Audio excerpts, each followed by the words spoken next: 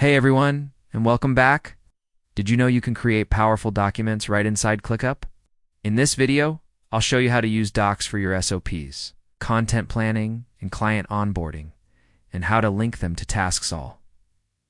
Free plan. First, click the docs icon in your left sidebar and create a new doc. For an SOP standard operating procedure, write out the step-by-step process. Use headers, checklists, and embed images or videos. This becomes the single source of truth for your team. For content planning, create a doc for your editorial calendar or a content brief. You can create tables to outline titles, keywords, and due dates for client onboarding. Build a master checklist doc with everything a new client needs: contracts, welcome info, and setup steps. Now, the magic: linking tasks. In your doc, type the @ symbol and start typing a task name. Click on it to create a live link. Now, that task is connected.